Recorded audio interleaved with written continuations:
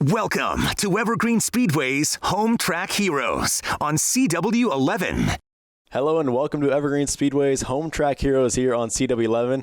My name is Kyler Hope, stepping out from behind the scenes onto set and welcoming back Jeff Knight. Absolutely. So good to be with you guys tonight. Great racing action coming to you, Evergreen Speedway. I'm excited to be back in the booth, though. It's been a whole year off, and so here we are in 2021. Yeah, normally behind the wheel is Jeff Knight. Yep. This year you're kind of building a new car. I'm working on a new car and just taking some time with the family and that, but excited to get out later in the year. Yeah, and we had a busy, action-packed night of racing. We're going to get right into it with some highlights from the heat race action here, starting off with a little bit carnage from the Legends division. Ernie Estrin and Josh Wharton here diving down into turn number one, and these cars are very tricky. I don't know if you've ever driven a Legend before, but they are a handful, very, very tough cars to drive. Absolutely. And this is later that same heat race, actually the very next restart. This was heat race number 2 of the night for the Legends, 3 in total. And this one was the problem child, to say the least, going 3 wide down the back straightaway. That is Rick McNeil in the 11, almost making it 4 wide, diving it way down in, and those rumble strips bit him. Hang on. We got a wheel taking off into turn 4 there. Everybody's scrambling. Greg Estes in the 7 also involved. Moving on to the street stocks, they also had a couple very entertaining heat races, to say the least.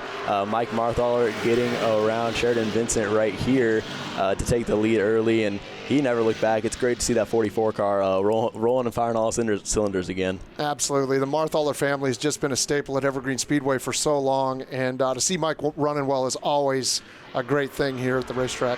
Yeah, you see that 43 taking it way wide off that corner. That entrance or that exit off of 4 is very wide and not like most tracks. From your experience behind a Pro Late model, what do you see there? You got to kind of watch out for that big bump and the transition between the big track and the small track. But I mean, you don't have to hold the car down as long. And Marthaler will move on to eventually win that heat race right here, holding off Mark Hubbard, who's been very dominant in the 2021 season. Quick time tonight. And then our final highlight right here, Jeffrey Watson. A little bit of damage. He's going to have some work to do to prepare for that main event. And we'll bring it back up to the booth as we get ready for the first Pro Late Model main event. And, Jeff, you've raced these Twin 50s before. What all goes into that? Because it's a lot of work in one night. Yeah, the mindset on a Twin 50 is a little different than a night where it's just one show. You want to get through the first one. So you're kind of thinking, we want to go fast, but we want to settle in, and we definitely don't want to tear the race car up. So all the guys are kind of thinking that going into the restart. Exactly. And starting off, he was supposed to start on the pole, Chad Fitzpatrick in the 12C. Unfortunately, you'll see him right here getting penalized for a couple faulty restarts with the new restart zone. And to the outside of the front row will be Nema Lang in the Lang Autosports machine. Yeah, restarts have become kind of a thing here at Evergreen Speedway because it is the place where you get positions right now. And so you're going to see the guys all night long on restarts. They're going to push the edge of the rules because that's what we got to do when you're driving these cars in this configuration to get all you can. Yeah, the best time to pass is when you're all bunched up together. That's right. We continue through the lineup. Moving up to the front row will be Dario Reddick in the 37Z. Deed, brought to you by the Lime Bar and Grill in Kirkland. It is outside the 98 of Greg Bennett, sponsored by Bennett Construction. Yeah, Nema Lang here is going to be starting on the outside of row 1, and he's the quick time tonight. So been real fast. Looks like row 2, Dawson Cox in the 7D, and Andrew Link there on the outside of row 3. Yeah, and then Caden Holm in the 9K, sponsored by Johansson Mechanical. Haley Constance in the 78, sponsored by Joe's Racing Products. A couple of young guns who really grind their teeth up at Deming Speedway on the dirt side of things. Yeah, it's really great to see all these young drivers moving up into the Pro Late Model class. Like Brendan Terrio, been just awesome these years in the Hornets, that sponsored by Native Coin there in the 54 machine. And the 52K of Travis Kunin from J2 Racing. Awesome seeing these guys step up. Yeah, and then rounding out the field will be the 91 of Rob D, sponsored by D's Motorsports. The 3H of Hannah Lindquist, good to see her back as well. And Wyatt Gardner in the 3, sponsored by the St. Clair family. Hey, Wyatt tore his car up pretty bad here, I think, on opening night, and this is a brand new car for him, just getting behind the wheel for the first time. Yeah, with those new cars, it's always a little bit iffy on if everything's working right going into night one. So hopefully nothing will come back to bite him in that brand new car. And we see the 12C of Chaz Fitzpatrick taking the end of the field after the penalty. Yeah, Yeah, watch these guys now. As you're watching this, they're going to be taking care of their race cars. They got 50 laps here, but they got to come back for another main event at the end of the night. But we're getting ready to take the green. Yeah, but now we see Dawson Cox, Dario Reddick leading that inside line up after the penalty. Greg Bennett to the outside. And green flag is in the air. You see the new restart cone. John Peterson throwing the green as they go down in turn number 1. Dawson Cox, Greg Bennett still side by side. Absolutely. It looks like everybody got off to a pretty safe start there. Everybody's going to play it kind of safe here for these first few laps. You can rest assured, though, 10 to go, they're going to be getting with it. Yeah, and Dario Reddick, him battling deep on the inside of Greg Bennett. They got that car back together after one of the craziest wrecks we've seen in a while on the 3/8 with the Pro Late Model division. Went flying off the bank into turn number 3, probably right at max speed. And that car was torn up. It's great to see them back out. Yeah, when you get hit in the right rear like that and you're going into the corner, in the last race for Dario Reddick, that car was destroyed. And he's solid, he's strong, he's quick tonight, and so that's good. Yeah, it's great seeing a couple young guns who you don't necessarily see up front. Andrew Link and Caden Holm holding out in the 5th and 6th position right there.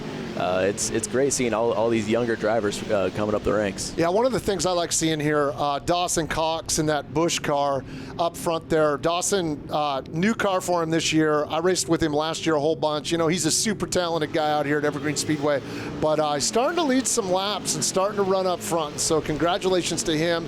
He's in command of this thing right now.